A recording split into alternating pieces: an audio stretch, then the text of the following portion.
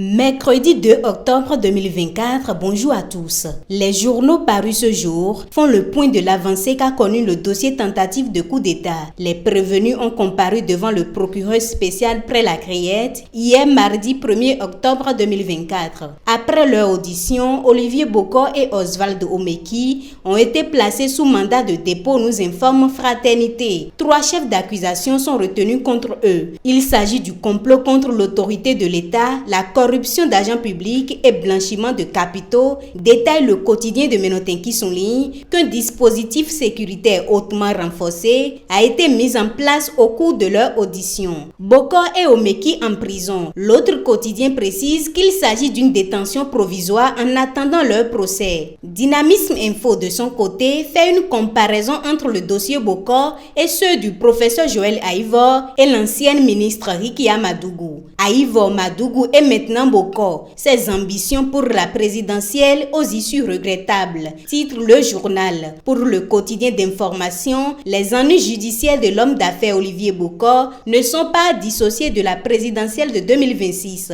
En réaction à cette affaire de coup d'État, l'ancien ministre de la Défense et président du parti Restaurer l'Espoir, candidat Zanaï, crie à un règlement de comptes politico-mafieux visant à mettre en déroute les réseaux et soutiens politiques des personnalités mises en cause, rapporte La Boussole. Pour sa part, Joseph Diogbenou, président du parti Union Progressiste Le Renouveau, dont fait partie Oswald Omeki, appelle les militants de la formation politique à se soumettre à la ligne du parti. Le Figaro national souligne que cette réaction intervient après l'annonce de l'implication supposée de Omeki à cette affaire de coup d'État. Un acte contraire aux principes du parti, rappelle Joseph Diogbenou. Une dernière information pour boucler le dossier justice. Les 4 vérités nous informent qu'un propriétaire a été condamné à payer 2 millions de francs CFA à son locataire après avoir fermé la boutique de ce dernier pour non-paiement de loyer. En économie, la Loterie nationale du Bénin ouvre son capital au public, annonce La Boussole. Décryptage Info confirme cette information et ajoute que 7 millions d'actions sont à céder aux investisseurs du 7 au 25 octobre 2024. Le lancement de l'offre publique a eu lieu hier mardi 1er octobre 2024. Matin Libre précise que par la même occasion, la Loterie nationale du Bénin